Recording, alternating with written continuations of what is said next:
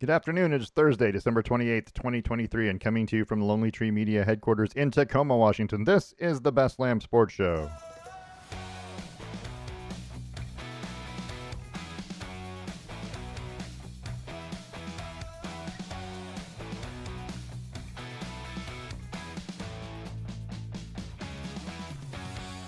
I'm your host, David Lamm. With me is my son, Parker. Say hello, Parker.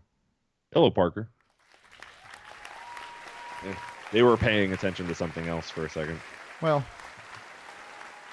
problem is it's the electronics in here. The whole studio set up with the little applause sign. They don't just respond like they're supposed to. They should just be applauding all the time, right? Because In theory. hmm, Ideally.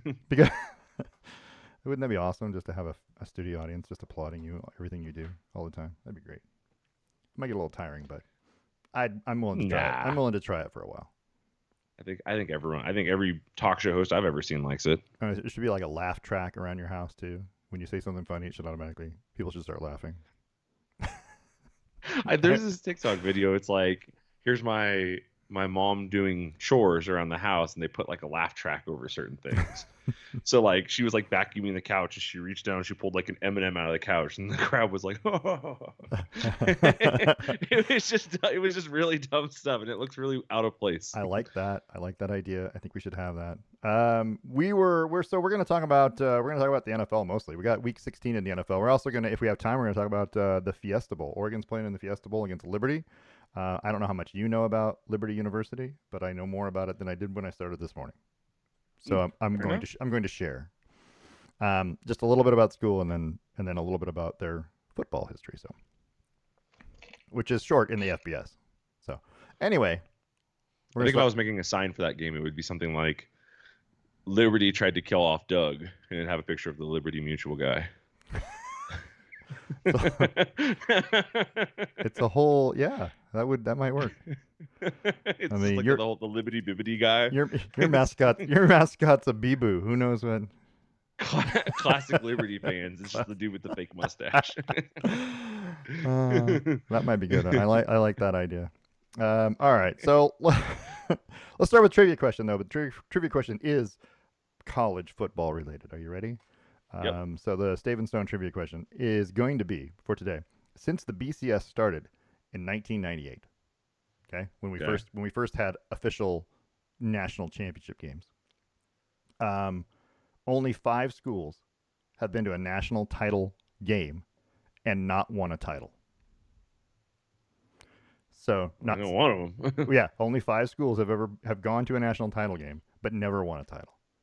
Right? Oregon's one of them. Since the BCS started. Since the BCS, so that's 98. It's the 99 championship game. So that's interesting. 24 years. 24 years, yeah. So Oregon's one of them, and they're the only team to go to 2 national championship games and not win one. Yeah. TCU's one of them. What I want to know is who the other 4 schools are. It's got to be TCU and 3 other folks. I feel like one of them is going to be surprising, like a team that's better than you think would just lose all the time, like Michigan or something like that. Because I can't think of the last time Michigan won a title, because it's been a minute. Right. So that would be a good one. But yeah, I'll start my list. Okay. There's 3 more teams then. You got TCU there. I'll give you that one. They're on there because they lost last year. Yes, that's why I remember them. Right, and you already knew Oregon. I was going to give you that as a freebie anyway. So there's 3 more. Yeah. Okay. 3 more. 3 more. Okay. So think about it, and we'll talk about it. We're going to talk about the NFL first because that's what we do. Week 16 in the NFL is in the books, and wow, is all I can say. We talked a little bit about the Rams Saints game because we went on last Friday.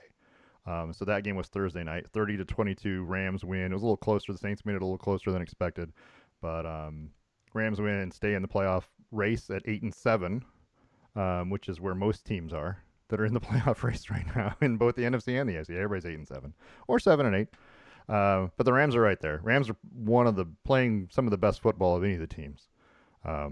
So we'll see how that stacks up as we go. We'll talk more about them a little bit later.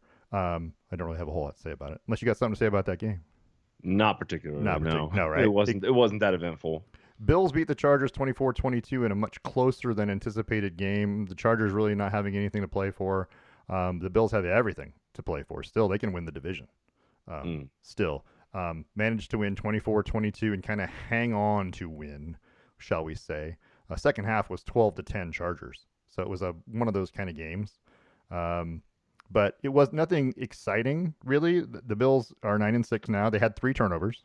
They were a little bit shaky, but the big win, Chargers get officially eliminated, I think before the game even. But anyway, so it's, the Bills are still there. The Bills can still be the division champions, the AFC East champs. They're in a prime position to make a playoff at 9-6. But they can still win the division and get a home game. And nobody wants to go to Buffalo in January and play a football game. I definitely wouldn't want to. No. Cold as hell. I don't mind watching it, but I don't want to go there to play, So right. Anyway, so there's that game. Josh Allen did what Josh Allen does, and counts for 3 touchdowns, and he ran for 2 and he threw for 1, and they're just their whole team is playing better now. So I mean, it is the Chargers. Don't get too excited about it, but it was on the road. Anytime you get a road win is a good win, especially late in the season. So there's that. I like the way the Bills are playing. I think that they're dangerous. I think that's a team that could win the AFC still. They've figured it out, I think. But we'll talk about that in a minute. Okay. You feel about them? You feel the same way? About Buffalo? Yeah. Yeah. Okay. I feel like they're competing well. They're doing everything they need to do, and it gives hope to Chiefs fans that you can turn your season around after a little rough patch. But yeah, there's not a lot to dislike other than the fact that they're still tight in games. Yeah. They're not exactly jumping out of most of them. That's true. That's a little concerning. But except for what they did to Dallas 2 weeks ago. Except for what they did to Dallas, which right. I mean, I think we can all say we were happy about. Yeah, no, nobody's upset about Dallas losing. So the Steelers did something weird, and that is beat somebody badly, 34-11 over the Bengals. In a divisional game that makes both of them 8-7. I haven't seen the Steelers put up 34 points maybe all season. So I mean total. So it's been really, really bad. But Mason Rudolph in this game now because Kenny Pickett may or may not still be hurt, but I think they gave up on him. Mitch Trubisky they've given up on. Now we're to Mason Rudolph, who I thought honestly they should have started all along from the beginning of the season. I think he gives them their best chance to win. I'm not saying that he's a great quarterback, but I'm just saying he gives them a much better chance to win games. They have won games with him before. So I don't know, but the Bengals look terrible. This was one of those games where, Jake Browning had 3 interceptions. He was sacked 3 times by Pittsburgh. Rudolph's day was really efficient. 12 of 27 is not great, but 290, 2 touchdowns. He's managed the game. They won the football game. Their defense did what their defense does, which is dominate a team, or they can do. They haven't done it a whole lot this year, but they're, right. Hey, they got 8 wins. They're, like I said, they're still in the playoff race. They can still finish. Well, they can take that. I think it won't be the 5 seed now. I guess it would have to be the 6 because Cleveland is probably going to be the 5. No matter what Cleveland does, because of Baltimore. We'll talk about it more because we're going to talk about the standings later. Of these 2 teams, and the Bengals have been playing pretty good behind Jake Browning. Of these 2 teams, if you had to pick one to make the playoffs right now with 2 games left, who are you picking? Yeah. I still pick Cincinnati. I mean, what Pittsburgh needed was Cincinnati to fail. And I think that's true. I don't think Pittsburgh got up and did something special. I think Cincinnati sucked and Pittsburgh was mediocre and it looked the way it looked. I think that happens sometimes in games where a great example, because it's so fresh in my memory, the Broncos losing to the Dolphins 70-20.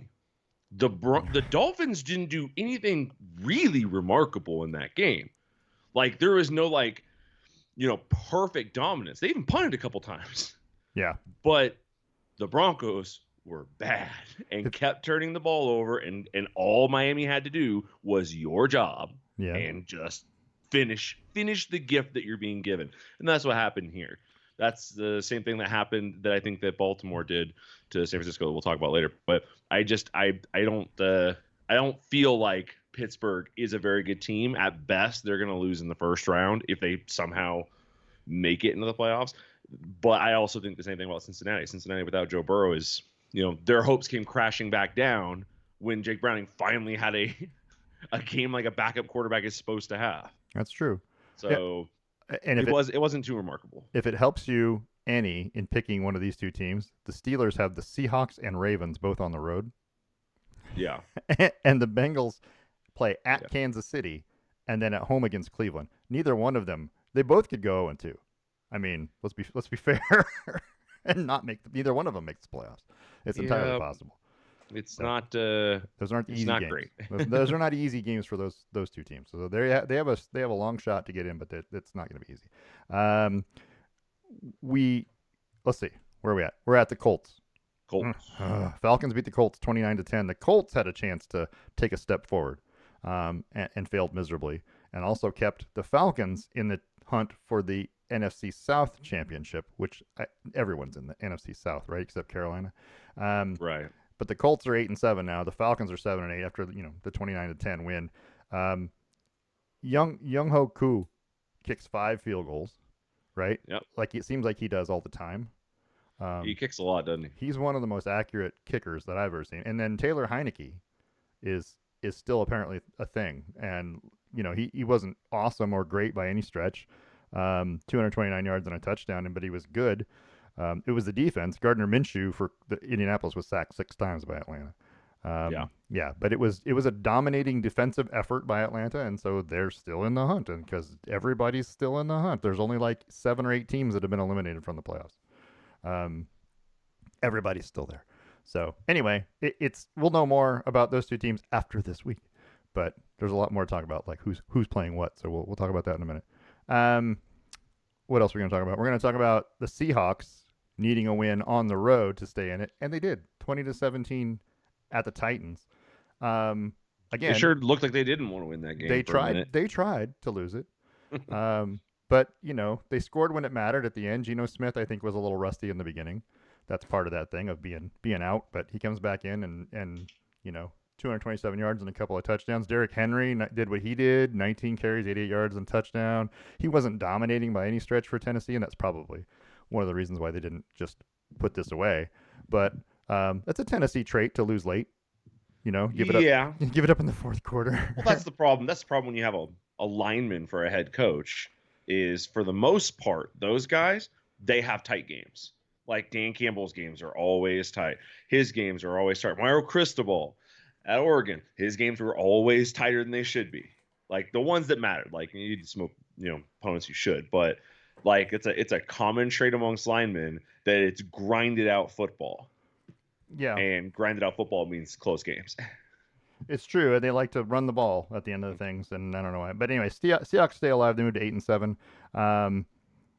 There were 4 fourth quarter drives, right? Yeah. And it was 3 touchdowns in the end of the game. So it went back and forth at the end. But the Seahawks managed to pull it out. So that's 21 points of the 37 total points for the rest of the game. The rest of the game was boring.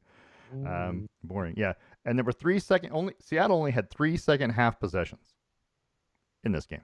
3 second half possessions. They scored on all 3. How boring. They scored on all 3. So getting 17 points out of it, which is amazing. But there's so much ball control in this game. You know what I mean? Where you just long drives and they go down the field and 14, 15 plays later and you kick a field goal because you got to the 2. But anyway. Seahawks win. They're still in. Titans are already out, so no one really cares about the Titans anyway. So there's outside of Tennessee. If you're in Nashville, maybe you do. I don't know, but they've been out for quite a while, and I think they're going to have to do some restructuring. Tennessee. Yeah. I think. That requires that they were good, and now it seems like every year they take a little bit step back and a little bit more step back, and this might be even a bigger step back because they were always a playoff caliber team. This year they're not. So I think your problem is that Derrick Henry is clearly losing steps each year. That being said, he's still a great running back, so I'm not trying to knock him that much, but he's clearly losing ground. Yep. Not quite as fast, not quite as explosive, not quite as strong every single year. It's more and more and more. And the 40 carries that you give him a game are taking their toll. It's doing exactly what it's going to do. Yep. So I think him deteriorating is exposing Ryan Tannehill.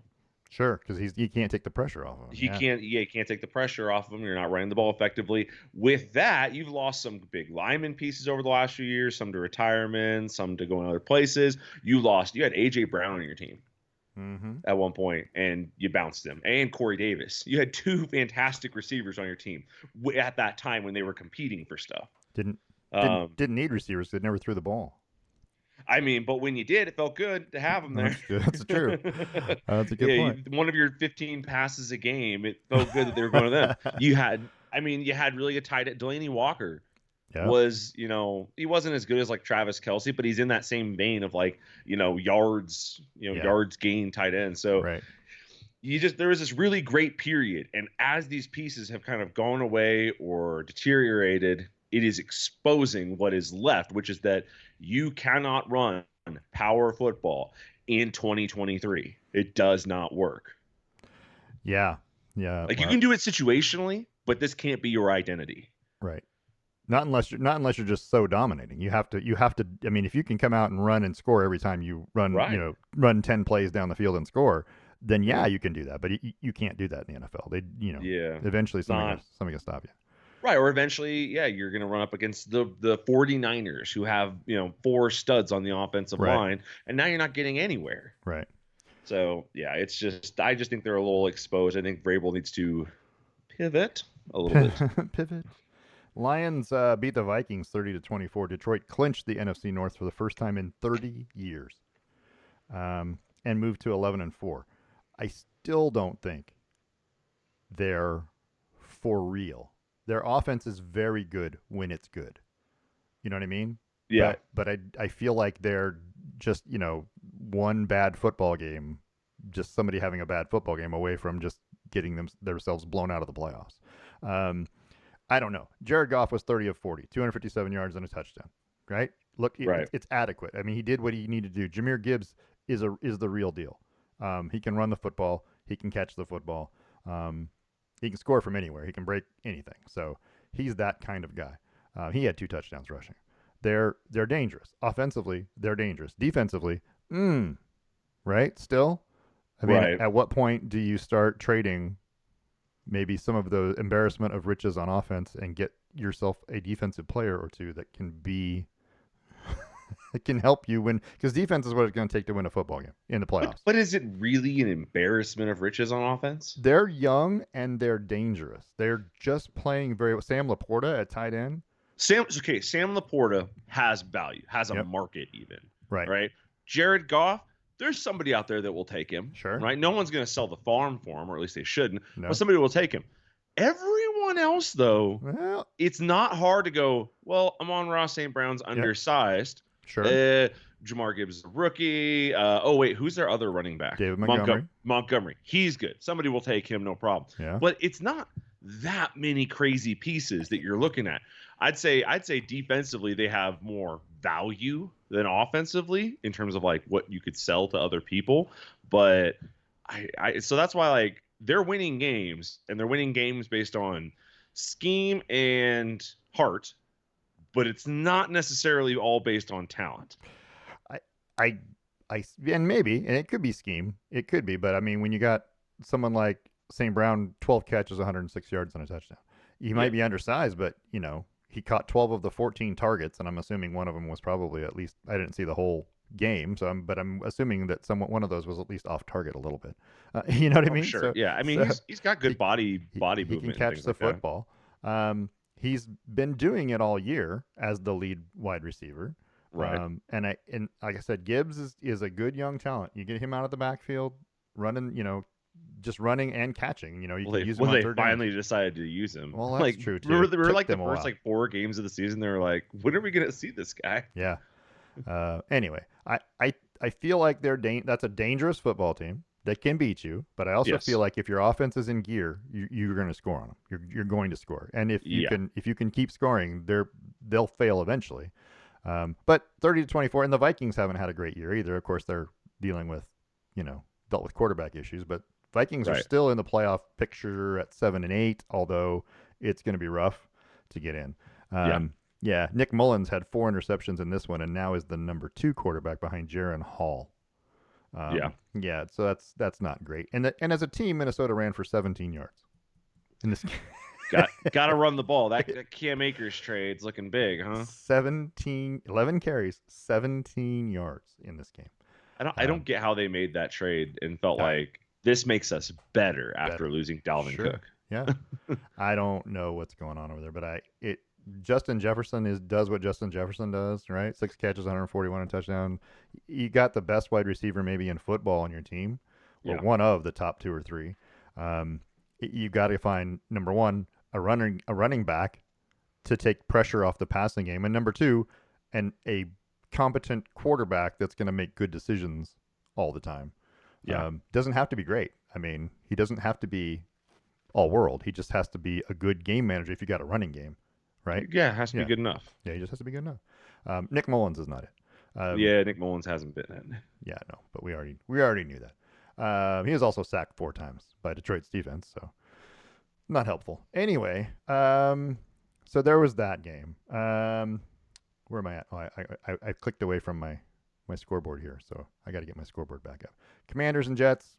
Not that it matters, but the Jets beat the Commanders 30-28. Jets blew a big lead. They were up 27-7 at the half, and managed to win with a 54-yard Greg Zuerlein field goal with 5 seconds left. Trevor Siemian is the quarterback in New York now, in their quarterback carousel. I will tell you this, though. Someone needs to make a trade for Breece Hall. I mean, I like Breece Hall. I like him too, but I think they'll be better assumingly with Joe Flacco. Aaron Rodgers. Or Aaron Rodgers. Sorry, that's what I hope. Joe Flacco was their quarterback at one point. It's in my head. He would be better. They would be better with Joe Flacco. Yes, they would be better with Joe Flacco. And you're right. I don't know why they didn't go get him. I don't know. With any real quarterback, they'd be better. But Breece Hall is going to be a good NFL player. Yeah. He had 20 carries for 95 yards in this game and 12 catches for 96 yards. I was a little worried for him after he tore his ACL in his first year. Yep. I was like, it's not a good start, but no, he's been fine despite the team not doing much. But they held on to win. The Jets still are one of the best defenses in the league. But I think they've given up at this point. So it's not like one of those. I won't say given up, but they're not. If it came down to making a life or death decision, I can make this tackle and break my arm, or to save this game. I don't think somebody's going to do that. I don't think that they're going to make that decision. There's going to be career choices being made in a season that's over with. So I think both teams. And so there's a lot of that when you get these bottom teams playing each other at the end of the season. A lot of football that looks like it could have been good, but if you watch it, you go, that guy kind of gave up. He's not trying. No one's really trying. Right. The backups are in there trying because they know that they got to impress somebody. Yeah, they're trying to get paid. Yeah. So there was that. Nobody cares about those two teams anymore anyway, right? Everybody's out of the playoffs, so it doesn't matter. Packers kept their playoff hopes alive with a 33-30 win in Carolina. The Panthers are 2-13, so not like it's a big deal. But Bryce Young did have 312 yards and a couple touchdowns. This game was, what's the word I'm looking for? It was It was, but there were no turnovers. It was a well-executed offensive game. It just wasn't very exciting, really. I mean, for a game that was this close. Aaron Jones, 21 carries, 127 yards. And you get 6 yards to carry, you're doing all right. You're doing something right. Yeah, and Green Bay ran for 162 yards. This is what we're trying to tell you guys, Vikings. So you have to be able to run the football. But Green Bay's now 7-8, still alive. Anders Carlson hits a 32-yard field goal with 19 seconds left. After back-to-back touchdown drives by Carolina, tied it with 4:05 left. So Cleveland beat Houston. Yep, and I don't have it. Cleveland 36, Houston 22. The Texans are now 8-7 after streaking out, and we thought the Texans were going to be, but the lack of C.J. Stroud has hurt them quite a bit. Amari Cooper sets a franchise record with 265 yards receiving. He is one of only 2 players now in NFL history to have 200-yard receiving games with 3 different teams. Right? Seems cool. It is. That's a pretty good stat. The other person being, any ideas? Calvin. No, he didn't go to 3 teams. Mm-mm. Oh, that's a tough one. That's a tough one. Got to play for 3 teams, Is and you got to is still be is it good. modern era? Yeah. Like, okay. Ooh. Ooh. I'm so like Wes Welker would be a good example because he was on Miami, Denver, and New England. Help. Uh, If it helps you, he's a Hall of Famer. he's a Hall of Fame receiver Mm-hmm. who played for 3 different teams. Terrell Owens? Terrell Owens is the right answer. Oh yeah, okay. He did it with he did it. Listen to this though. I was thinking because he played for Philadelphia. He played for Dallas, San Francisco, Philadelphia, Cincinnati, and Buffalo. Um, but his 200-yard games, well, he had multiples, but he did it with Dallas, San Francisco, and Cincinnati in his next to last season. He had a 200-yard receiving game. So, hey, there's only 2 people that have ever done it. I think that's a pretty good company to be in, right? Little history there. Yeah, you got to be traded multiple times, and you got to be good. So, Was he traded? and you got to have Or people. did he? Well, To did the free agency thing. Yeah. That's Uh, what I thought. yeah, I'm not sure about Amari Cooper if he's. I think he was traded once, but I think he was free agent also. I think he was free agent to Cleveland, but he was traded to Dallas from the Raiders. Yep. So there you go. A little bit of history, but anyway, Browns are 10-5, can clinch a playoff berth tonight with a win. That's all they have to do is win tonight, and they're in. They officially cannot win the number 1 seed overall from Baltimore, which means the best they can do is 5 because they can't win the division. So they're going to be one of those teams that has to play. You're going to see it's a chance that they go 12-5 and end up having to play at the 9-8, whoever finishes the AFC South. Yeah. Yeah, the Jaguars or whoever.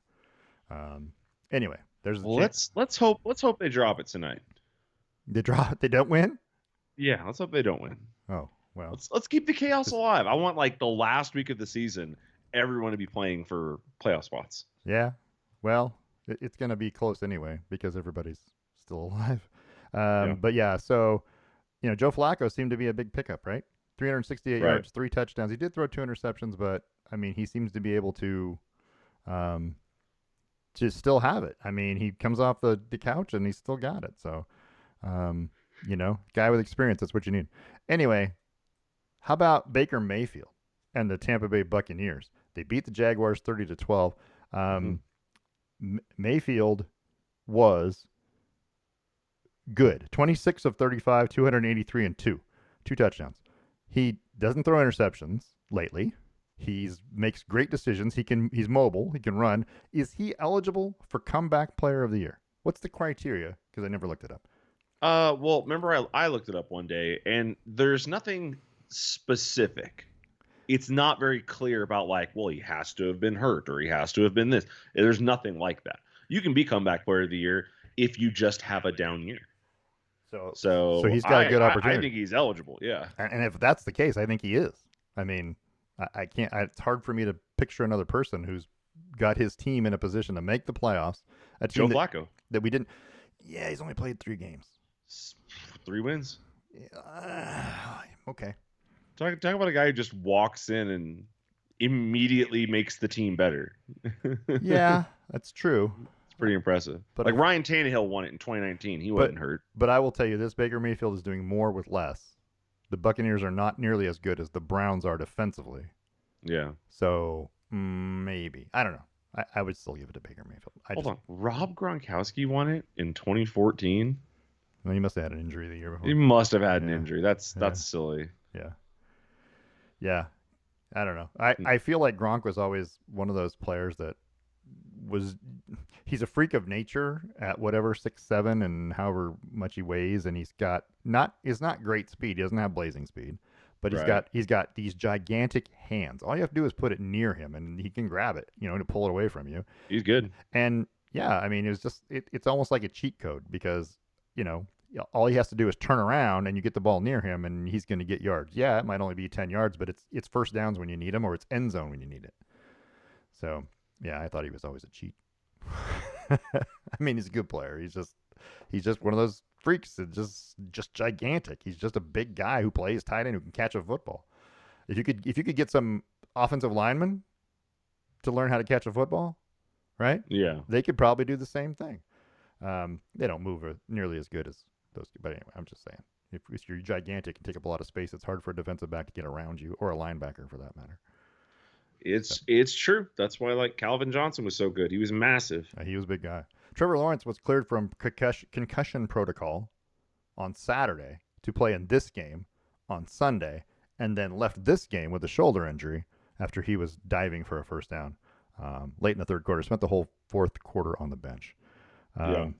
I don't know. C.J. Beathard was the quarterback at the end of the game for Jacksonville, and I don't think that Jacksonville is going to go to the playoffs with C.J. Beathard. I don't know though, because their whole division is terrible.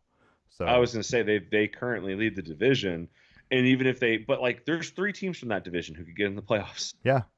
Like that's at 8-7 right now. That's garbage. Well, the Colts, Texans, and Jaguars. One of them has to win the division. One of them. Yeah, and one of them will. But my point there is that you can get 3 teams in potentially with 500 records. I don't think they'll. No, they won't all 3 get in. I don't think so either. Yeah. But because yeah, I don't. Now I gotta look. Now I'm looking to see what the game is. If it's the Texans play Titans Colts. Yeah, they play the Colts. So one of them will be sub 500. Sure. Yeah.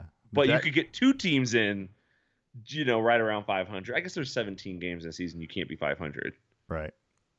But still, the point there is that you're talking about potentially 2 playoff teams that are just. But it's the way the AFC is this year. Yep. So many teams between 9 and 7 wins. We'll go over all that here in a minute.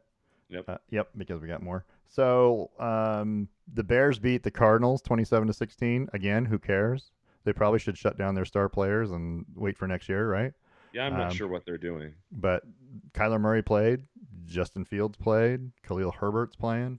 I mean, nobody's taking the day off. And the Bears, honestly, have looked pretty good lately. I mean, it is the Cardinals, but they've looked better as a team the last few games. They're 3-1, and then wins over the Vikings and the Lions. They lost to the Browns by 3. So, and if you want to go even further back, they lost to the Lions by 5 on the road. So their only 2 losses are on the road. And in their last, 6 games, they're 4-2. So the Bears have looked legitimately better. It's very close games. They're not blowing anybody out. But still, they look a lot better than they did at the beginning of the season when you start 0-4 or 1-5. 2-7 officially was how they started. So, But anyway, so I don't know. I like the Bears. I like the way they're headed. They're definitely looking up. We'll see, because their division's kind of crappy again this year, outside of Detroit. So the big games this weekend, Miami and Dallas. Miami comes away with a 22-20 win. And I don't know that it proved anything. That was the thing going in, was everyone's trying to say, well, can Dallas win a big game on the road against a good team? Is Miami good? I mean, they're 11-4. Don't get me wrong. They've won a lot of football games. Would you consider them a legitimate championship contender? Miami? Yes. Sure, yeah. They're as good as what you playing. I'd not. It just started on another page by itself. Yeah. Autoplay. Anyways, they're pretty good, and they have the opportunity at any given point to throw a 90-yard pass and score a touchdown. Yeah. Explosiveness and that kind of surprise that comes with it is their value. That's it. I don't think they have a ton of this team does not win grinded out games for the most part. No.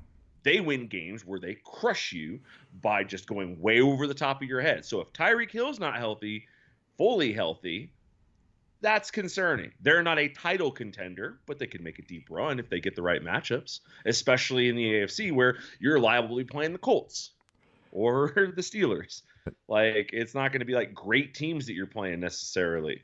But yeah, I think they're good enough to make it to the second round. But unless Tyreek healthy, I don't think they're gonna get much farther past that. Gonna say this right off top. This was the first win for Miami over a team with a winning record this year. Yeah. So that's why I say, are they good? Because the Cowboys aren't any good on the road, Right. against anybody. It hasn't been very good at all. So, yeah, I don't know. I don't know that I learned anything more than I thought I knew beforehand, which is I think the Cowboys are going to fail like they do every year. They're going to get themselves in the playoffs. They're going to play a road game and they're going to fail. The Dolphins are going to do what the Dolphins do, which is look great. They looked great this year. And then somehow they're going to lose to Baltimore this weekend. Yeah. And then the Bills are going to beat them and they're going to lose the division. I'm just saying, that's throwing that out there. Not that, It couldn't happen that way, could they? yes, if the Dolphins, Oh, if they drop the next two and the Bills win the next two, yeah. correct, then the Bills win the division. Wow. Right. So the Dolphins, we've been talking about in this breath of being one of the best teams in the AFC, could actually not win their division, and it's not a stretch to say that they could lose the division because they've got to play two tough games. That's Buffalo and Baltimore, and they have to win one of them. Well, hopefully they keep causing chaos and they can upset the Ravens this weekend. Yeah, that would get them the division.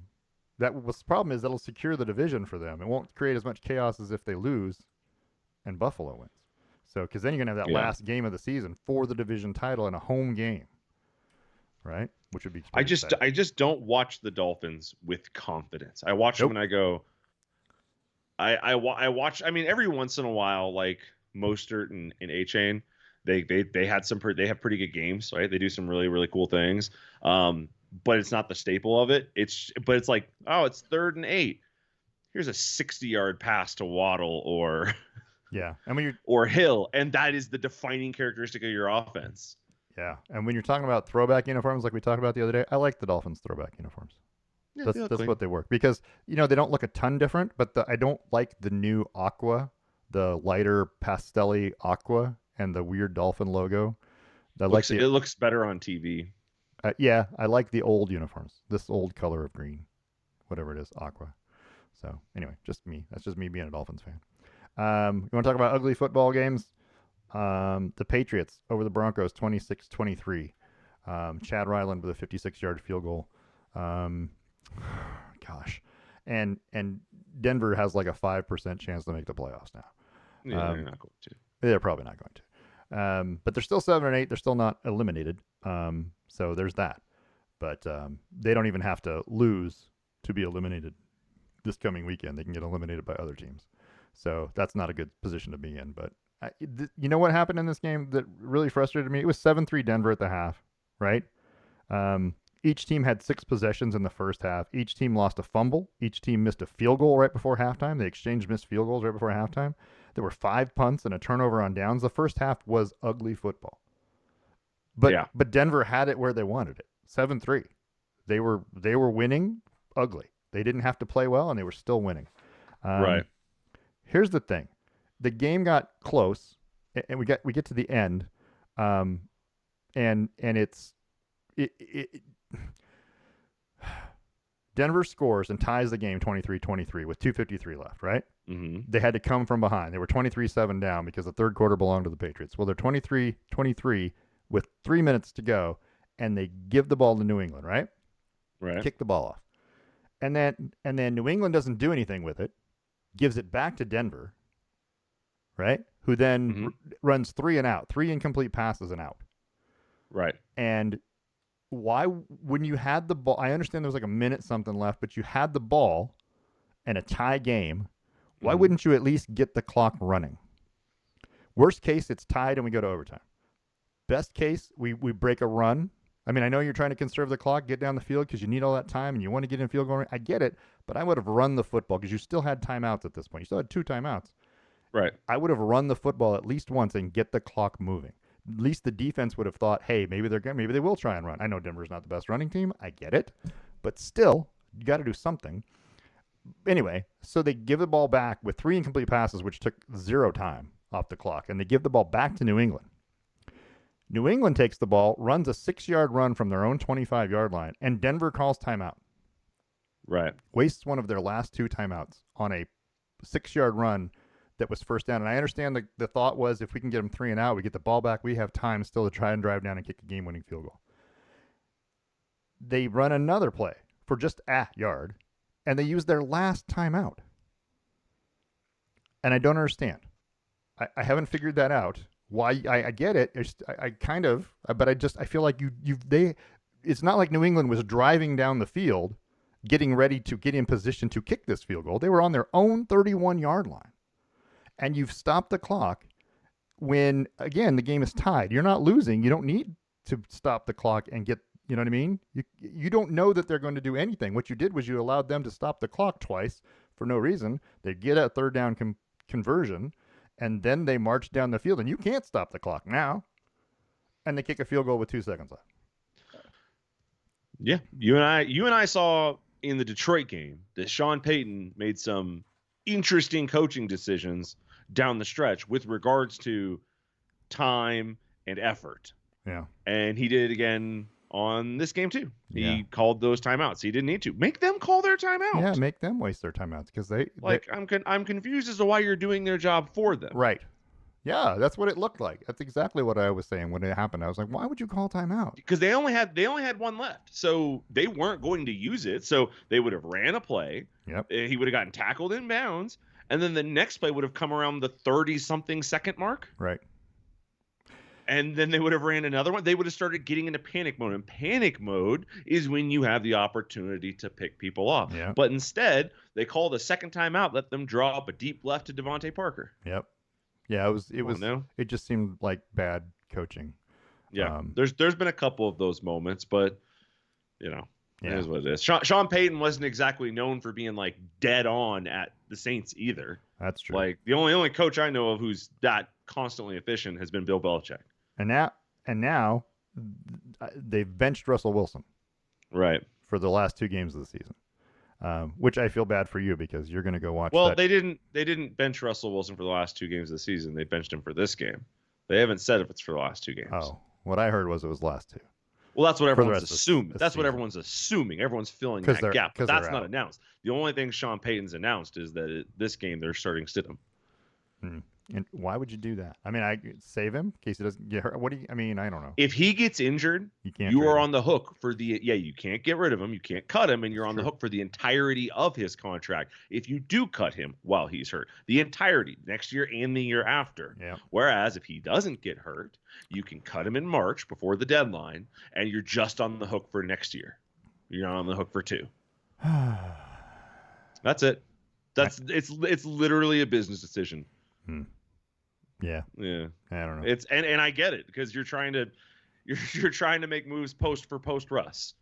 Sean Payton did not pick Russ. That's true. As a matter of fact, the only group of people that are involved right now, even the Denver Broncos organization, who had anything to do with Russ are the owners. Yeah. Not the GM, not the coordinators, not the head coach. No one else had anything to do with Russ coming there. Yeah. Okay. So the Broncos are trying. I think they're just trying to save that cap space in 2 years. I feel like you're going to a game on Sunday to watch Jarrett Stidham play Easton Stick. Easton Stick. Stidham v. Stick. Yep. I think it's going to be. I don't think it's going to be a bad thing because apparently the reports out of practice today, because I was listening to the radio in the car while I was running my errands, are that there's a very good energy. Like receivers are very happy for Jarrett Stidham and things like that. So if he plays very confident, it could be good. I think he's a good quarterback. I don't think he's ever really gotten a chance to play football. I mean, and this is a game you can win too. It's a game that you for sure. It's a good. Yeah, it's hard to say. I mean, I think the Chargers have hung it up. So, well, they definitely have. Yeah. They're coasting out the rest of the season, sure. But you still. No, they gave Buffalo all they could we handle. beat them before. That's true. We beat them before, but when we beat them before, they still had Staley. Yeah, that's true. So it's hard to say how this will look. But yeah, they've got us and the Chiefs for their final 2 games. They're already eliminated from playoff. There's not much left for them. So the want to try is kind of sucks because you're playing Easton Stick, which means that he's going to want to prove himself. For sure. Yeah. So that kind of sucks for us because he could have a day. Well, Jarrett Stidham could be too. I mean, I don't know if Jarrett Stidham's going to be the quarterback next year in Denver. Yeah, it's hard. It's hard to say. These guys both might be auditioning for other places. So. Well, I mean, if you're the Broncos right now and your plan is to cut Russ, you can't afford another high level quarterback. No. You can afford Joe Flacco? no, you can't afford Joe Flacco. Maybe. I mean, for part I of a mean, season. okay, you could afford no, because Joe Flacco plays in 4 games and his whole season salary is guaranteed. Oh yeah, well. So, There's that. but like, Russ has this massive stranglehold. The only way you're going to get away with this is if you have somebody cheap. Yeah. And that's not bad if you want to stick with, Jarrett Stidham Right. and hope that he does what you need him to do, but it's not great. It's not great. Um, couple more great, three more great games. Really, to talk about. So the Chiefs and the Raiders on Christmas Day. Um, the Chiefs don't look right, just in general. The Raiders win this one 20 to 14, and let me just tell you this. Here, let me give you these numbers. Are you ready? Mm-hmm. You're gonna love this. Um, the Raiders had 12 first downs in this game. They were 3 for 12 Right. on third down. They had 205 total yards of offense. They were 0 for 3 in the red zone. And they trailed time of possession 34 minutes to 25 minutes. Right. They won this football game 20 to 14 because they scored 2 defensive touchdowns in 7 seconds. Mm-hmm. And the Chiefs are running a trick play for one. Snapping the ball to Pacheco, who's trying to hand it off to Mahomes. They fumble the football because it didn't look like either one of them wanted to give it up. And next thing you know, Bilal Nichols is running it in 8 yards for a touchdown. And then the very next snap, Mahomes throws a absolute lazy floater of a ball out towards Justin Wilson, and it gets picked up by Jack Jones, and 33 yards later, it's a different football game. All of a sudden, it's 17-7 Raiders at the half. Right. It never looked like Kansas City was going to get back into it. I mean, it's a close game. I mean, 17-7, okay, but then it was 20-7 in the third quarter. The Chiefs did nothing in the third quarter, and then in the fourth quarter, they finally did score a touchdown, but it wasn't, I mean, it didn't feel right. They just don't look right. They're 9-6 now, and they still have a chance to lose the division, don't they? Yes, if they lose both of their final 2 games and the Broncos or the Raiders both win their final 2 games, then that team will win the division. But you need the Chiefs to lose 2. Yeah, you do. But it's just crazy. It's just, I mean, it just doesn't. I thought, like, at the beginning of the season, like we always said, until the Chiefs, prove otherwise, they're the champs, right? They're the best team. They don't look at all like they a dominating team like they have in the past. They just not in any. Their defense is still good. Do not get me wrong. Their defense is still very, very good, but their offense doesn't seem to know what to do with it when they've got it. Occasionally, they look like they march down the field and they do what they do, but they have a lot of mistakes. They're making a lot. I don't know. It just feels weird. It feels wonky, I guess is the right term. It isn't right. When I watch them, I don't have this anticipation that oh Kansas City got the ball back, they're going to go down and score. I don't feel that way.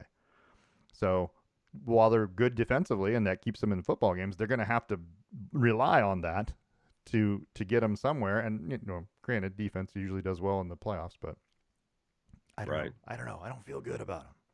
Well, here's the important thing to remember. They're still 9th in total yards per game in the league. They're still 3rd in the league in passing yards per game. Yeah. So they're still putting up offense. They're not getting in the end zone as much as they'd like. Yeah. Definitely as much as they like. But they're still top, 1, 2, 3, 4, 5, 6, 7, 8. They're still like top 15 in terms of points. Yeah. So they're the top part of the league in terms of points. They're just dropping some close games. Yeah. That's it. The Raiders did not do much. No. I said this about the couple other teams earlier. They just capitalized on some easy things that the Chiefs were doing wrong. Yeah, that's it. When the Chiefs are on, you are losing. Aiden O'Connell. When the Chiefs are off, you may win. Aiden O'Connell threw for 62 yards in this game. Yeah, he had no completed passes after the first quarter. No, but Zamir White ran 22 times for 145 yards. That's 6.6 yards. Yeah, because they couldn't throw the ball. I know, but if you knew the other team couldn't throw the ball and you still allow this guy to run for 6.6 yards a carry, woo, that's a mistake. That's a problem. I mean, your defense is good, but if you're going to give up 145 yards to a running back on a team that can't throw the football, starting Aiden O'Connell at quarterback, Right. That's a problem. That's a warning sign. It's a red flag.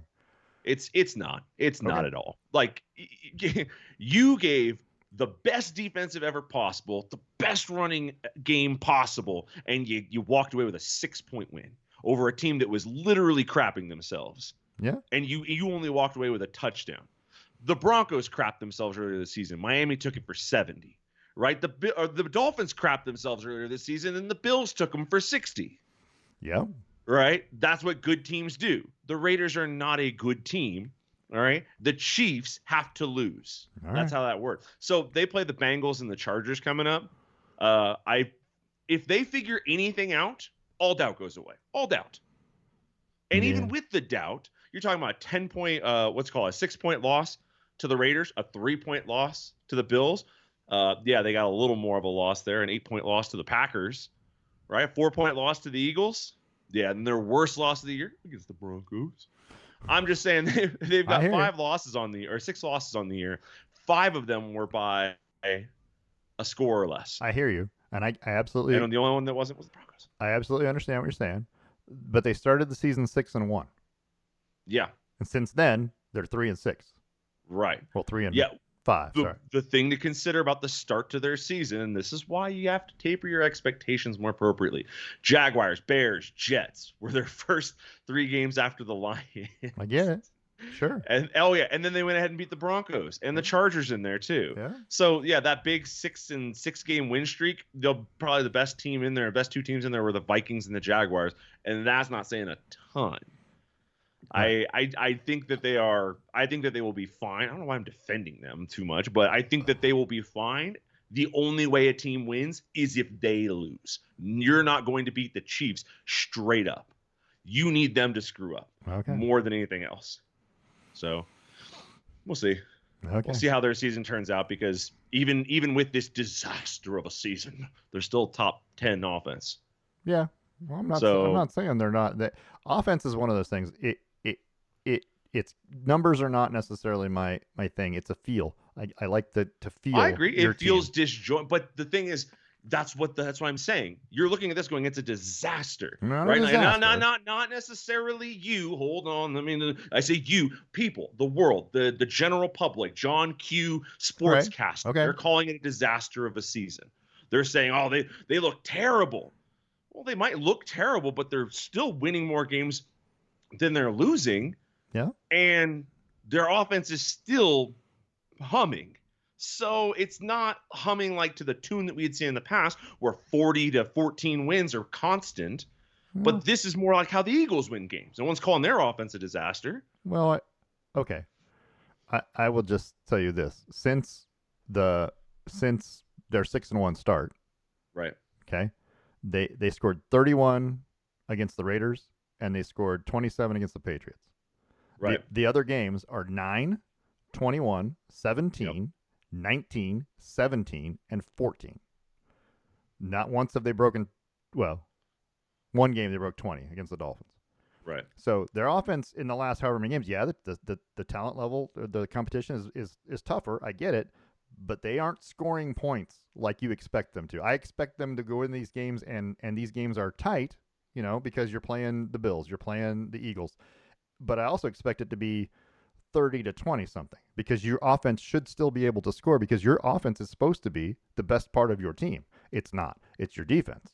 Agreed. And that's where it feels weird, because it doesn't. I don't feel like if they get behind that they're capable of coming back to win. If you can get them pinned down to, where you're ahead by 2 touchdowns, this is not the same Kansas City team. I don't think they've got that in them to just score, and catch back up and win the game. I see. The thing is, I don't know. Right. Yeah, well. And because if next week they go out and do that, what's the Bengals? Then it's there. But it's the Bengals and Chargers. That's what they got left. So it's all moot. I mean, you just have to play who's in front of you, so you can't really control that too much. But like, if they go out and do something like that, then it's still in them. And maybe they played Detroit pretty tight earlier this year, right? They obviously went out and they've had good games. So I don't know. I just am not. You can convince me that they look disjointed, but you're not going to convince me, not you or anybody's going to convince me that they are bad. No, they're not bad. I'm not saying that at all. They're yeah, still no, good. You're right. Even when they're bad by their good standards. Right. Yeah, they're just Problem is when you compare them to them, you're disappointed. When you well. compare them to the league, it's actually not too terrible. I'm gonna say, yeah, they do not look. They're not as good as last year. They're not as They're good not as. as good as any of their past 3 years. There you go. That's what I'm Yeah, saying. So that's why it feels. without a doubt. That's But why the it feels Eagles weird. aren't as good as last year. No, Detroit isn't scoring as efficiently as they did and then last year. part of this is the league more? Is there more parity? Are we more closer together? It seems that way this year. I mean, Yeah. that's obvious by all the records Right. being. But you got in the AFC, you got 6 teams between 9 and 7 wins, Yeah, that's or true. whatever, or 8 teams or something like that. All right. Yeah, we'll see. We'll see how their season shakes out. Yeah, they got a couple more games left, but they're winnable, for Yeah. sure. So we also saw the Niners and the Ravens. Where's my other game? I missed my game. Where's my 2 games? My other pictures aren't in here for the Giants Eagles. Awesome. We'll talk about we'll talk about them at the end. Ravens Niners. The Ravens beat the Niners pretty easily, 33-19. The Ravens did what the Ravens do, which is, I mean, they were down 5-0. So there's that. But Yeah. but that was a Lamar Jackson tripping over the referee in the end zone and getting called for intentional grounding to get that safety. That was an interesting play. But Oh, that was so unfortunate. all right, but anyway, but still, they bounced back from being down 5-0, and hey, look at that. The rest of the way, it's 33-14. Their defense looked good. Their offense is efficient. They played a complete football game in this one. I still think the Niners are a very good football team, and if Brock Purdy's going to throw 4 interceptions, I'd rather he do it now than in the first round of the playoffs, right? Right. So you get that game out of your way. But the Ravens are legitimately 12-3. I mean, their schedule is also one of those schedules where you look at it and go, okay, these teams should be better. But the Browns, they split with the Browns. The Browns are a 10-win team, right? They beat the Lions, who are an 11-win team. They beat the Rams during the hot streak for the Rams right now. And they beat the Niners now. So they've got some wins over some pretty good teams. Their schedule's not super tough because the division's kind of mediocre, the rest of it. Right. But still, I think that their division at one point in time early in the year, we were thinking, man, this might be the best division in football. The Browns are good. The Ravens are good. The Steelers could still make the playoffs, and the Bengals can still make the playoffs. So I don't know. It's an interesting division, but I think this is a legitimate team. They got to play the Dolphins next week at home, and they end with the Steelers at home. It's 2 winnable games, I think. And you're looking at a 14-3 team that has the number 1 seed in the AFC, and they're going to be hard to beat at Baltimore in the playoffs. So, yeah. Anyway, I like Baltimore. I'm not saying they're the best team in the football. I still think the Niners are better.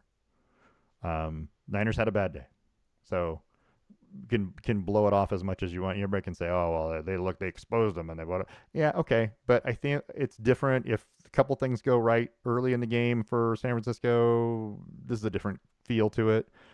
It is hard to stop Lamar Jackson when he can run and he can throw. I get it, but now that you've played them, if you had to play them again in a Super Bowl, you at least have that game footage, all of your own game footage, to look back and go, "This is what we did, and this didn't work."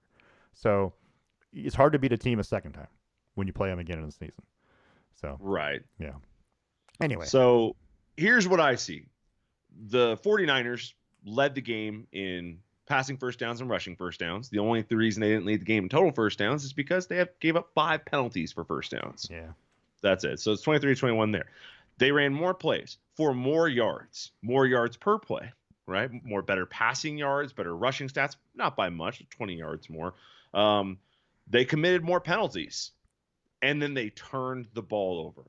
That's it. Yeah. Again, I said this earlier. The Ravens didn't prove anything to me by scoring 9-yard touchdowns off of a turnover, right? Sure. Defensively, fine. 3 of these were tips that bounced around and went straight to Marlon Humphrey. He tipped the ball twice. So first of all, great on him to make a play on the ball. But then the ball goes straight up in the air, and the guy just has to stand there and just not screw it up. And he's a professional athlete. I'm going to assume he will, and he did. So, so it's not that the score got away from them, but it wasn't that remarkable. Brock Purdy pass left to Christian McCaffrey that gets picked off and then taken back for 21 yards. Yeah. and then leads to a one play 9-yard touchdown. And that was kind of the theme of the game Yeah. was, oh, here's an interception. Here's a 50-yard field. Here's an interception. Here's a three. They turned over the second interception or third interception that they threw. They got a field goal out of it. And like that kind of kept happening too. You know, they threw an interception, then they got a safety, and then this field goal trade. It would never felt like the Ravens were really putting the hammer down and controlling this game. You needed the 49ers to look so out of character to get any traction. Sure. And that's why I think the 49ers are still the better team despite this score, because you didn't lead in almost any metric except for turnovers and penalties. Well, and you were the beneficiary of penalties. I mean, hell, 2 of their touchdown drives had big pass interference penalties on them. One of them that I was extremely shocked by. Yeah. So I just didn't walk away feeling like the Ravens. They're definitely, I think they're really close to being the best team in the AFC, if not the best team in the AFC. But I don't think they're better than the 49ers on a consistent basis. But we'll just say any given Sunday, the 49ers could implode and the Ravens could walk away. 4 turnovers, and this is only a 14-point game. Yeah. Like, you needed to do more. You spotted them 5 on a safety and a field goal, but come on, you got to do more.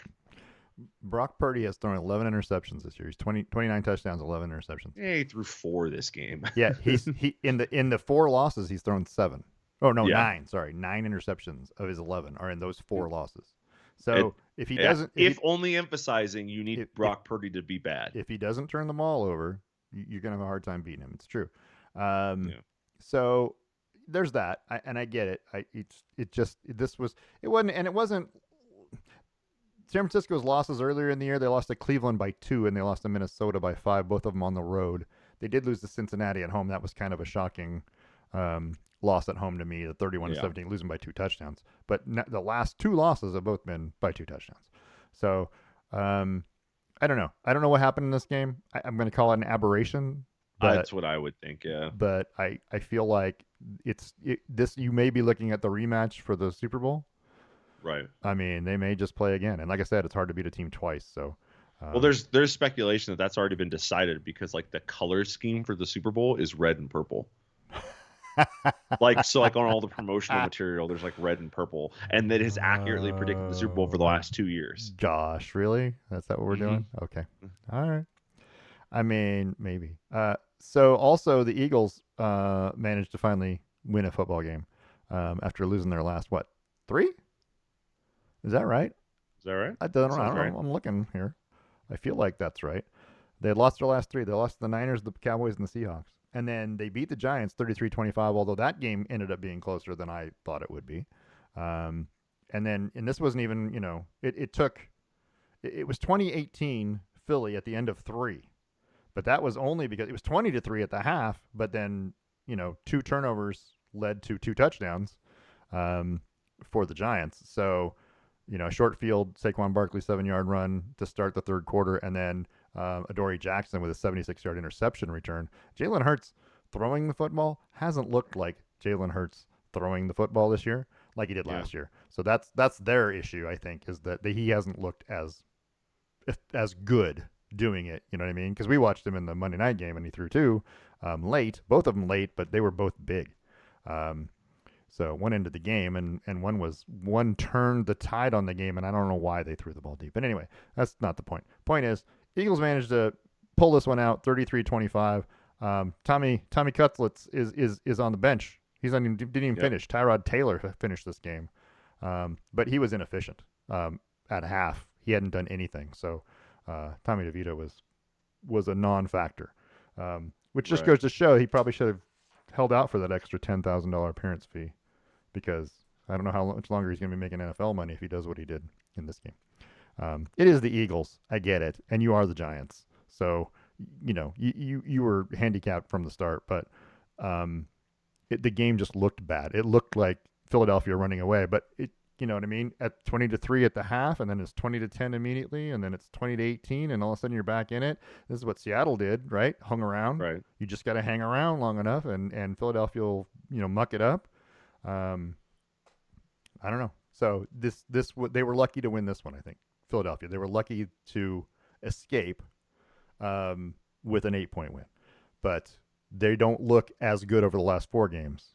Definitely Right. going 1-3, and this is being their win. So we'll see. Philadelphia's only got a couple games left, and they can lock up the whole everything with a win over the Cardinals. They got the Cardinals and the Giants again. That's what they got left. Come on, they should be the number 1 seed in the NFC if San Francisco loses a game. So, Which is more likely which is more than likely. Yeah. yeah. So It's been an interesting year, that's for sure, for Jalen Hurts. I mean, he's up there in terms of interceptions. yeah, He's got 13 on the season. He's Yeah. 4th worst in the league. yeah, With the only people behind him being Mahomes and Allen and Right. Howell. So, which, by the way, you're talking about 3 potential playoff contenders right there: Yeah. Buffalo, Kansas City, and Philadelphia, and they Right. all have lots of picks. I don't know. I don't know what they're going to do. The only thing I know is that we need to put an asterisk next to his rushing touchdowns. Yeah, those 1-yard touchdowns don't count. You and I said the same thing when Monty Ball was scoring touchdowns from a single yard out in college, and he set a record, quote unquote, for rushing touchdowns in a season. And we're like, well, it's just for 1 yard. He's not going anywhere. Yeah. Like, I not that it's, entirely, but like I would take Lamar Jackson's rushing touchdowns in terms of like which is more impressive versus Jalen Hurts' rushing touchdowns. Yeah. Josh Allen has much more impressive. Everyone has much more impressive rushing touchdowns. So for him to have 15 in the season or whatever it is, Right. it's I want to put a little asterisk next to it because it's not fair to other guys who are actually having to run for him. No, he has run for a couple that were decent. He had the one at Seattle that was an 8-yard Yeah. pull down that he took in there. So it's happened, but he's also got how many tush push touchdowns does he have? I don't know. I don't know if there's a way to. There's no metric for that. They don't record that.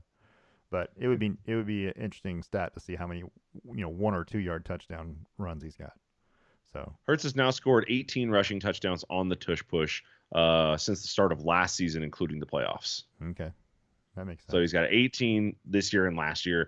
This whatever time this article. Oh, that was on Christmas. Yeah, this article was posted on Christmas. So yep. Okay, so in the last 2 seasons, then he has 18 and 15, 33 touchdowns. Yeah. So rushing touchdowns. Yeah. I mean, can we give some of those touchdowns to the fullback who pushes him? Nah, that doesn't count. So I don't know. That's just yeah. It's interesting. They were better last year. They're still good. Don't get me wrong. They're still very talented, but they have flaws just like every team this year. It seems like there's a flaw in everybody, and it's a matter of which 2 teams are going to have the least amount of flaws come out. Which team, in the NFC and the AFC. Which one's going to cost you the least? Exactly. Yeah. Who's going to make the least amount of mistakes? That's the team that wins football games. And that's really weird to say. There's no team that's going to go out and win it, I don't think. It's going to be, we didn't make any mistakes, and they made a couple, we win. So we're good. Yeah, so we're good. We're much better. I don't know if that's true, but anyway. Yeah, see, it starts playing just like 6 years after I've gone to the page. Is it ESPN? Yeah. But ESPN pages are notorious I've turned off the autoplay, and it still doesn't work. I don't know. Yeah. Anyway. I mute my tabs. I right-click the tab, and I click to mute it. So that way, even if it does play something, you never hear it. Oh, yeah. Well, we can do that, too. Yeah. But yeah, weird season this year. Everyone's got problems. Yeah, everyone's got problems. So there's that. We want to take a look real quick at the standings because we got playoffs, and then we'll talk about the games that are coming up. I've got the playoffs. Let's do the playoff standings first. So NFL standings right now. You're looking at the AFC standings. This is from the ESPN's website. Here's your AFC playoffs right now. Only 2 teams have clinched, and that is Miami and Baltimore. Cleveland can clinch tonight. Kansas City can clinch this weekend. Yep. And I don't think Jacksonville can clinch, but I think Buffalo can also clinch a playoff spot with a win this weekend. So you'd have 5 teams already in, and then you'd have two playoff spots left, one of them being the AFC South champion, and the other one being anybody from Denver, Las Vegas, Cincinnati, Pittsburgh, Houston, Indianapolis, or Jacksonville. Right. So it is an interesting mix of teams, and I know there's some playoff there's tiebreakers and all that kind of stuff. And Oh yeah, it says Jacksonville can clinch if they win and Indianapolis and Houston lose. yeah, So correct. they can't clinch straight out.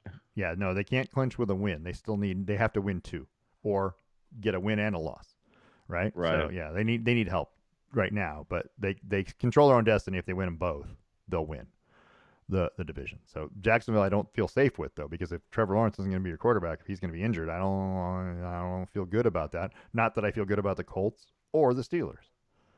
So I'm not sure who I feel better about in that division right now.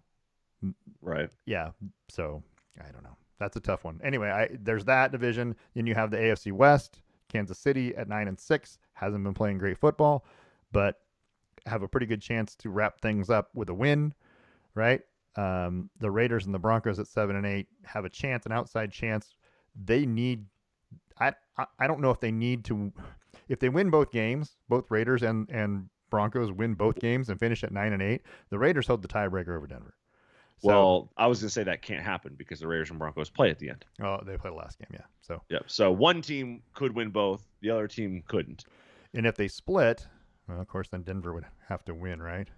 So, If then, Denver loses any games, they're out. right, So they have to win everything. If the Raiders lose any games, they're out.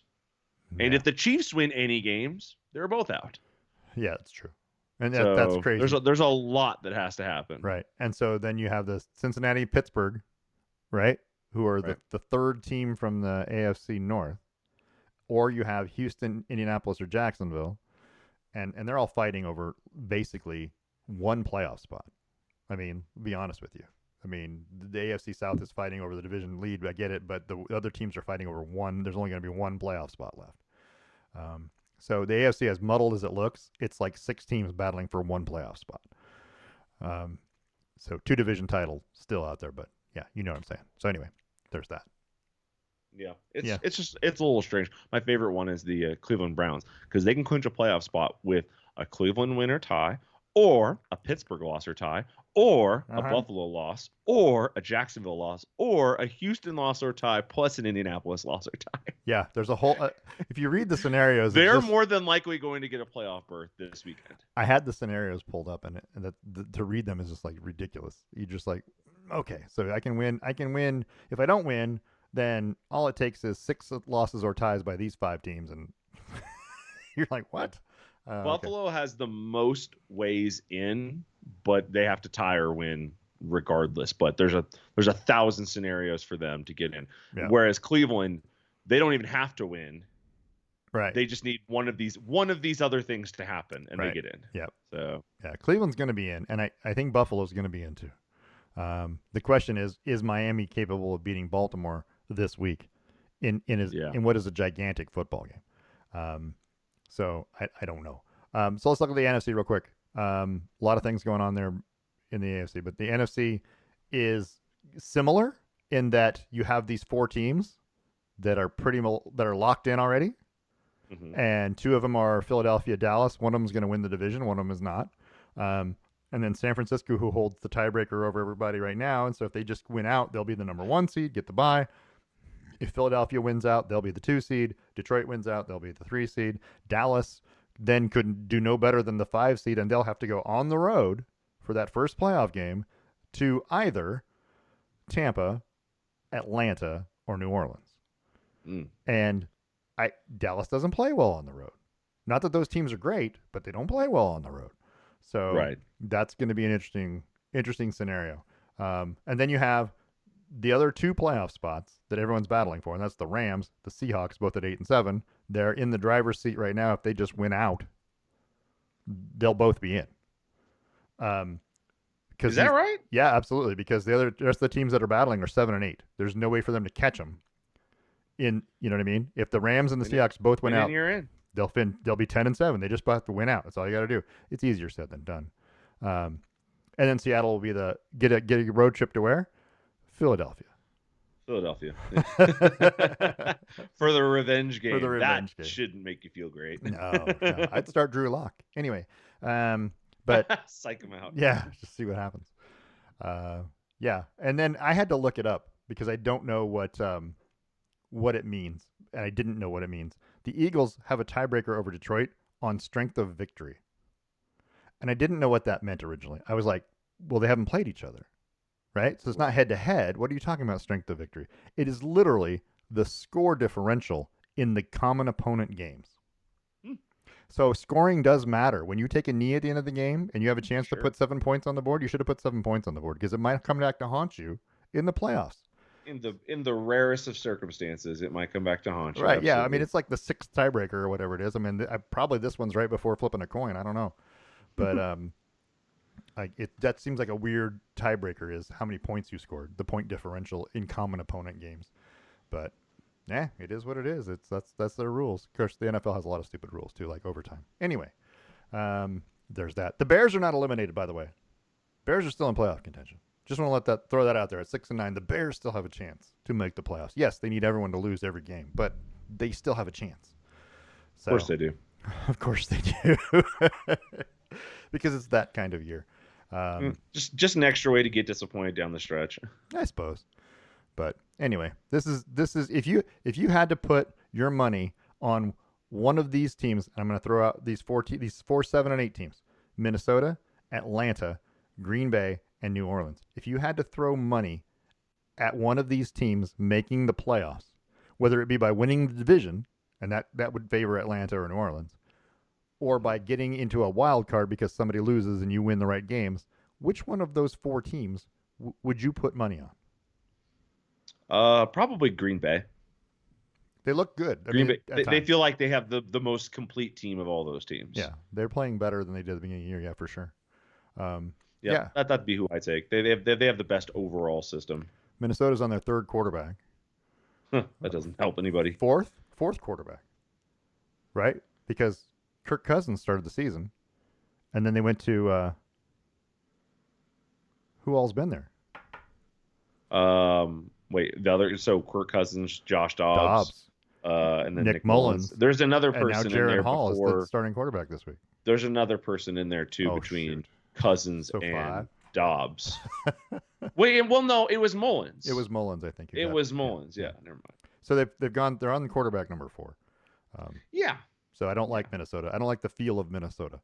You know, I would get them. Anyway, there's that. So I'm not putting my money on them. So no, I wouldn't either. I don't think anybody should put money on them. But yeah, those playoff scenarios, when I looked at them, the Bills clinched the playoff berth with, right, with a win, and anybody else losing or tying, or 2 people losing, or all 3 tying, or I was like anything like that. I was like, you guys have a zillion ways in, and then everybody else is pretty much, they don't. What's funny is because they didn't go through every team on here on the one I saw, so right. I want to see what the Bears have to do to get in, right? Oh, because the Bears are 6-9. What has to happen before the Bears get in to the playoffs? When you pull up their the article on ESPN for all the clinching scenarios for Week 17, it doesn't even list them because there's probably so many things that have to happen. Yeah, but I want to know what that is. With 2 games left, what has to happen? They got to win both games. Clearly, that's it. You got to win both games, right?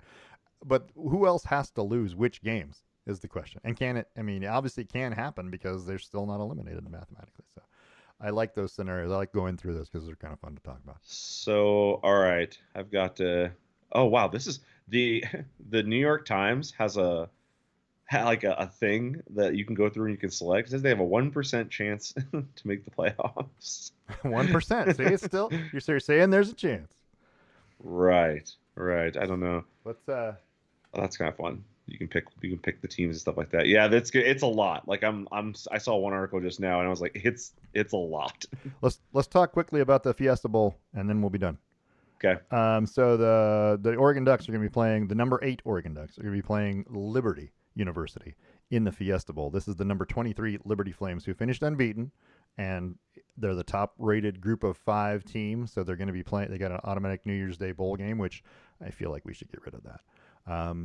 I understand why they want to be more inclusive and more parity, and I get it, except this. Okay. Liberty's combined opponents are 63 and 88 for the year. Not a single Power 5 team did they play. Yeah. Okay. So if you didn't play any good opponents, it's relatively easy to go 13-0, easier anyway. If you didn't play anybody that has any, that's any good. Oregon's opponent's not a whole lot better. I'll be honest with you. It's 75 and 74 for the season. It's not so bad. And I didn't count playing Washington twice. I didn't count like the second time they played them on the record. Liberty also played New Mexico State twice. I didn't count them, twice. I just count their one-time record. But that's if you don't play any really quality football teams or any teams from a competitive standpoint aren't really that good.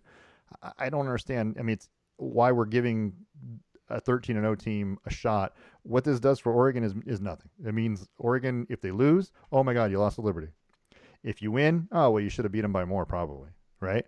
It's a no-win situation for a team like Oregon, and Oregon is the only team on New Year's Day in this situation, right?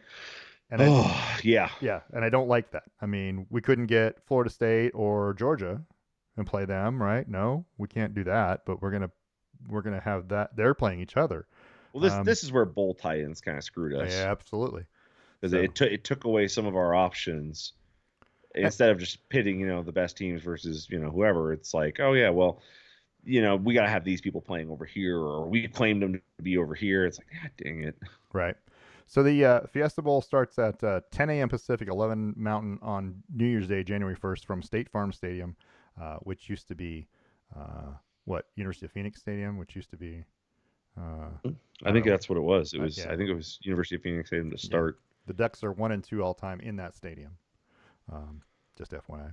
That sounds right. Yeah, this is Liberty's fifth bowl game. Right, so they've played in 4. All 4 years they were eligible since they became an FBS school in 2018. Their first year they can't go to a bowl game the first year. So 2019 was the first year, but they've been in a bowl game every year since then. They're 3-1 in those bowl games. This will be their 5th one. Oregon is playing in their 37th bowl game, and they have a record of 16-20. Jeez Louise. In those games, but they're 9-7 since 2007. So. And this will be the 3rd time that Oregon's played in the Fiesta Bowl. So it's an interesting matchup. I didn't know anything about Liberty University, or not much anyway, except for where they were. So I'm going to tell you what I found out. Liberty is a private evangelical Christian university in Lynchburg, Virginia. It's affiliated with the Southern Baptist Conservatives of Virginia. It is founded in 1971 by Jerry Falwell Sr. and Elmer L. Towns. Liberty is among the world's largest Christian universities, largest private nonprofit university in the United States by total student enrollment, but most of that's online. They have 15,000 on-campus students and 80,000 online enrollees. All right. I'm going to tell you this one. Here's the fun fact. The university's honor code, called the Liberty Way, prohibits premarital sex, cohabitation, any kind of romantic relationship between members of the same sex, and alcohol use. So big party school. You can't do anything that college kids do at this school. So it's interesting to me. You know what I mean? College is one of those things when you think of colleges, just in general, you think of college kids doing college kids things. Apparently that doesn't happen at Liberty. It's not allowed. Well, I mean, it doesn't happen at Utah either. Well, I suppose they probably have the same. Except it does, yeah. Except it does. Well, BYU. BYU, right? Yeah, Utah probably, but not BYU. It does until it does. That's a state law thing. That's different. Utah has state laws that are a lot more strict. That's all I'm saying. Anyway, Liberty's averaging 40.8 points per game. They're an offensive team. They like to score. Oregon and Liberty are 2 and 3 respectively in yards per game in the FBS. They're the number 2 and 3 teams. And also number 2 and 3 in that same order in quarterback rating.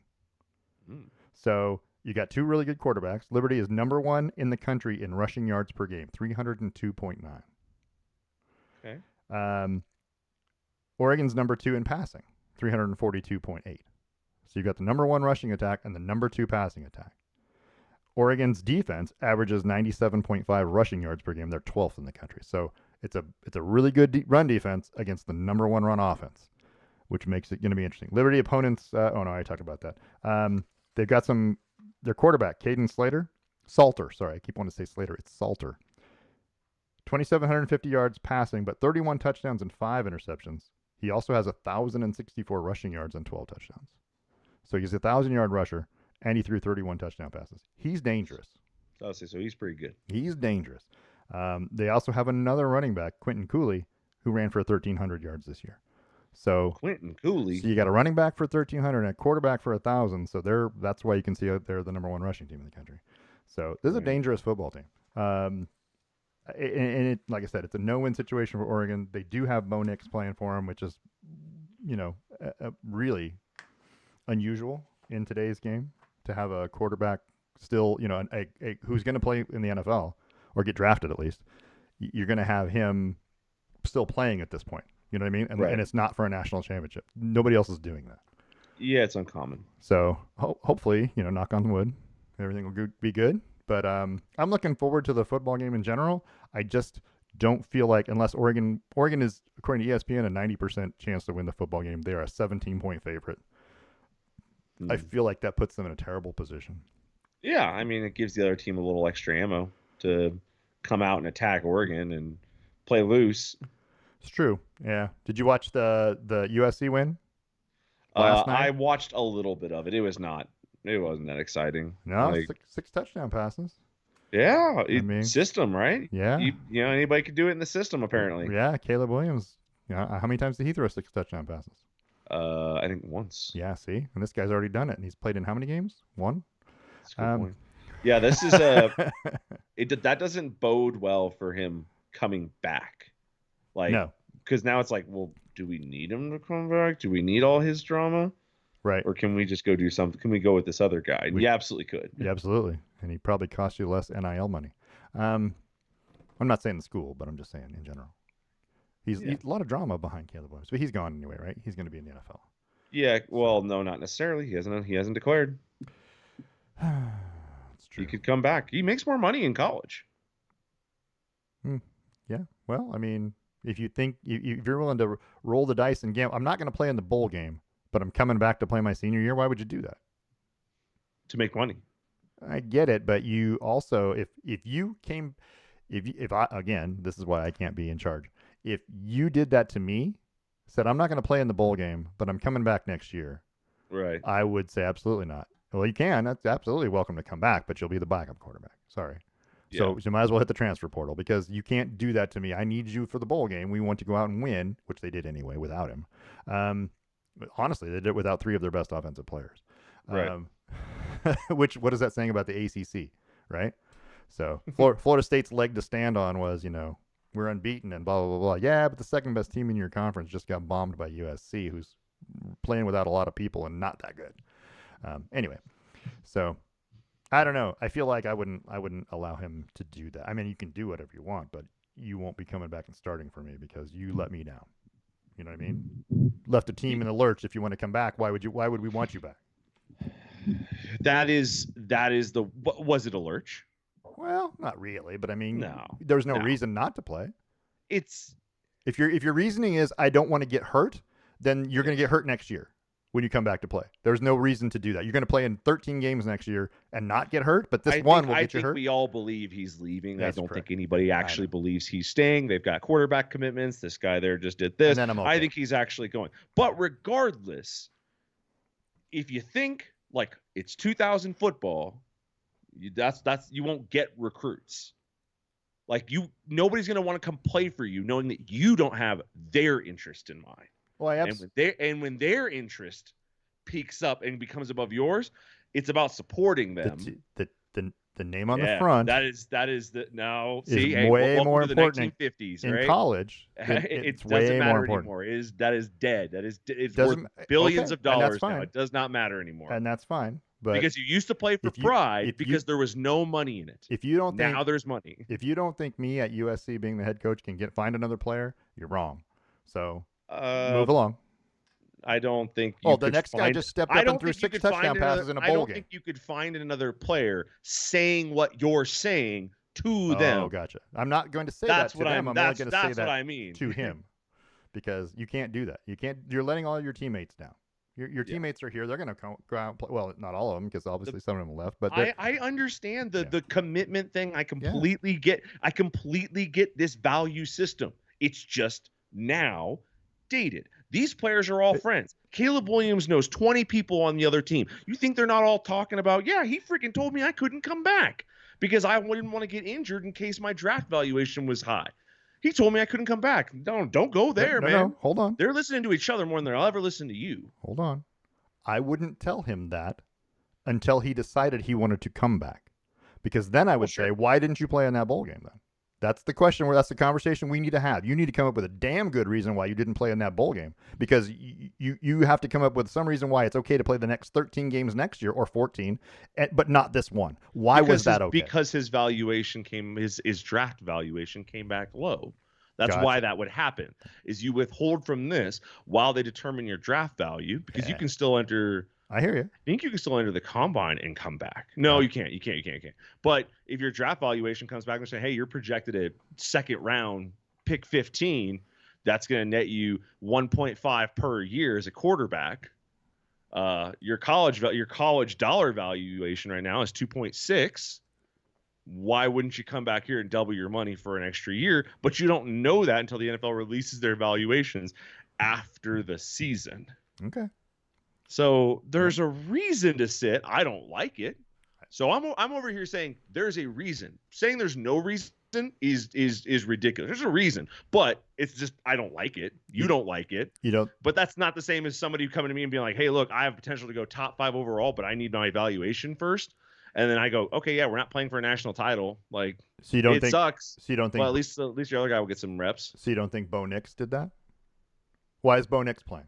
Bo Nix still needs to impress because he's still bottom first round, high second round is where he's currently projected to go. If he comes out, not that it matters now, they drew liberty, but if he comes out and has a great game on New Year's Day when everyone's watching football, maybe it moves the needle a little bit.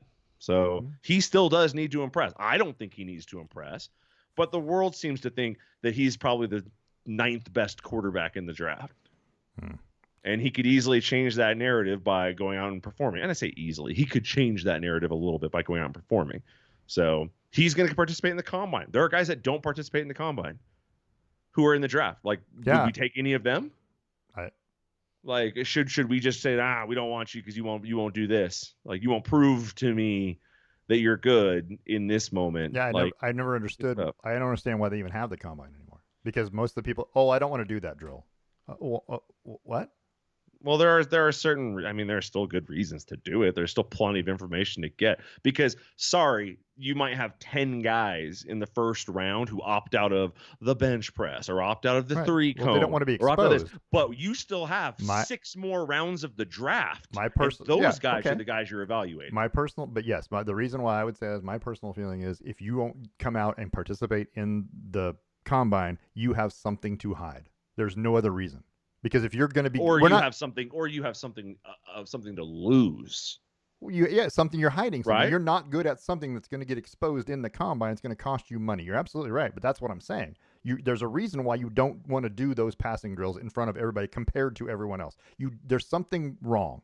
There's a reason why you don't want to do it. Possibly, but I mean, Brock Purdy just ran through 4 picks, right? Anybody can have a bad day. Sure. And this is not going to be helpful. If you go out in the combine, you have a bad day.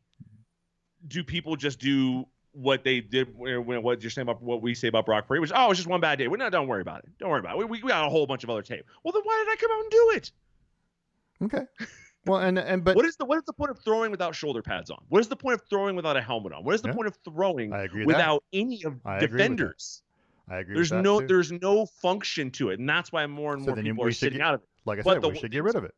The things people keep doing though are like the bench presses, the squat racks, the 40 times. Those are really the things that people are paying attention to. The 3-cone's actually still really important, but those are the things people are paying attention to. But like the regular like when they do those quarterback drills, people are watching the receivers more than the quarterback because you don't have your receivers. The timing is going to be different.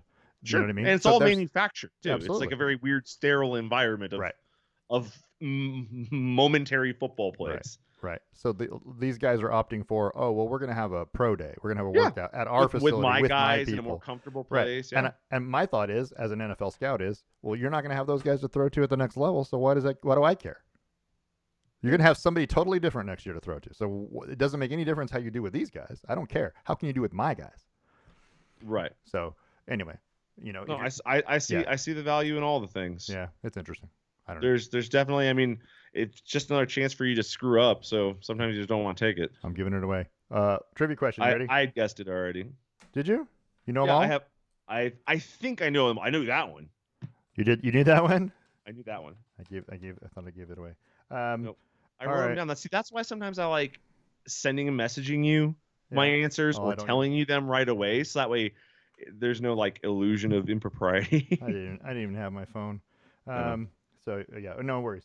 So all right. So yeah. So the question was, there's been 5 teams make it to the national championship game, um, and not there's 5 teams that have been to a national championship game and never won one. Only 5, which seems weird. since Since the the beginning of the BCS, BCS yeah, this era. is Yep. 20. We're on year 25 or something like that, Yeah. right? So there's been a lot of games, but it's a lot of the same teams. So even if they had gone and lost one, they came back and won one, or vice versa. So Right. if you've never won a national championship, these are the only 5 teams that have played in a national championship game and not won a national championship. There's only 5 of them in 25 years. Hmm. So Oregon's 2 of them, by the way. Yep. Two, and you knew that already. And then you knew TCU from last year, right? Yep. Okay. So did you know this one? Virginia Tech. Yep. Virginia Tech. I knew them. Yep. Michael Okay. Vick. Yep. Who else? The other one is Notre Dame. Notre Dame's one of them. Yep. Yep, 2012, Manny Te'o. Yep.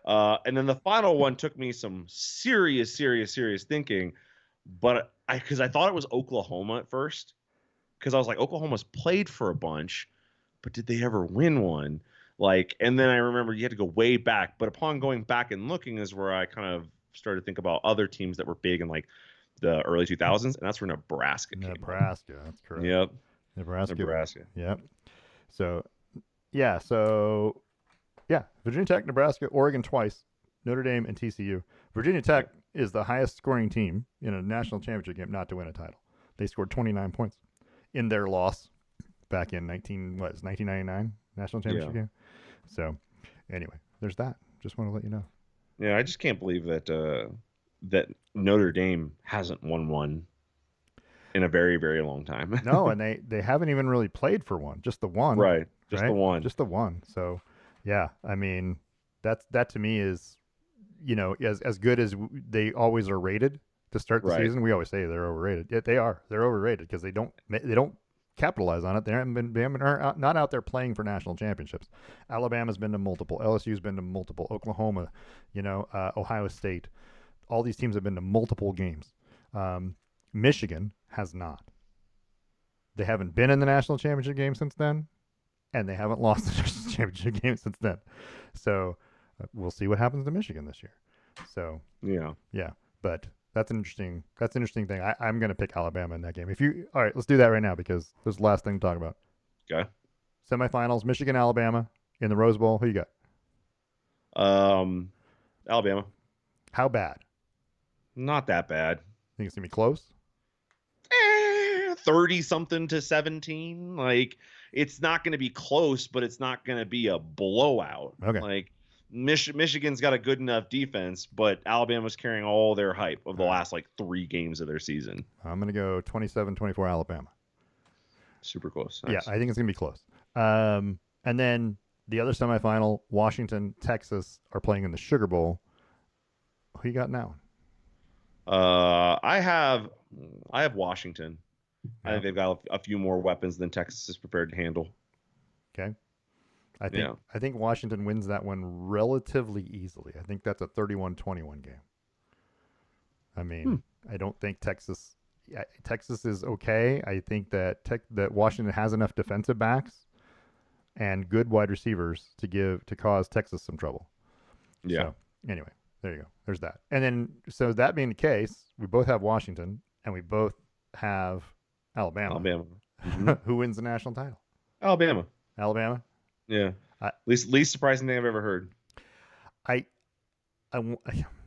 think one of two things. I think Alabama's going to win, Mm-hmm. but this is either going to be a shootout because Washington won't be able to stop all of Alabama's run attack, or Alabama blows the crap out of them. It's just not even. It's just a cakewalk. You know what I mean? Right off the get go, things go bad, and it just turns bad. I think if Washington plays their best game, they're in the game most of the game, but I don't know that they can beat them. I think whoever wins the Alabama-Michigan game will win the title. I'm not sure about Michigan winning the title, even if they win. But hey, I just don't have that much faith in them. I just really don't. So, but anyway, yeah, it'll be interesting to see. So, we're both picking Alabama. Oh, all right. Would you have picked Oregon against Texas? Yes. Okay. Would you have picked Oregon against Alabama? No. No. All right. We're still on the same page. That's only because we didn't like. This is assuming Oregon somehow got in despite everything that did happen. Had the they season. beat Washington? Well, assuming they beat Washington at the end of the season. Yeah, assuming they kept their pace and beat Washington, I would feel better about it. But just looking at the season, saying Oregon's in even with the loss to Washington at the end, like that especially makes me go, no, we wouldn't beat Alabama either. I don't think so either. But I think they could beat any of these other teams: Michigan, Texas, Florida State. I would pick Oregon against any of those teams. I don't think I would pick them against Alabama, and I don't know how I would pick them against Georgia. I'm not 100% certain. So I think Georgia got more hosed, honestly, than Florida State. But that's just me. That's just me talking. So anyway, I guess that's all we have. So anything else you want to talk about? No, I got nothing else. Okay, perfect. Then we're on the way out. So this has been the Best Lamb Sports Show. We want to thank ESPN and CBS and NBC and Fox Sports, NCAA, NFL. I think that's all we really talked about. So we're going to be back. I don't think we're going to be back next week. We're taking the week off next week to recover from New Year's and other things. Probably, yeah. Just gonna take next week off, but we'll be back the following week. So stay tuned for that. You can catch us all on YouTube. All the programs, all the recordings are on there, and you can send us an email, lambsports@gmail.com, and you can find us on Facebook. Just type in the Best Lamb Sports Show. It'll take you right there. This has been a Brain Rock production, a division of Lonely Tree Media. We want to thank everyone for listening, and we'll see you next week. Or 2 weeks. Sorry, 2 weeks.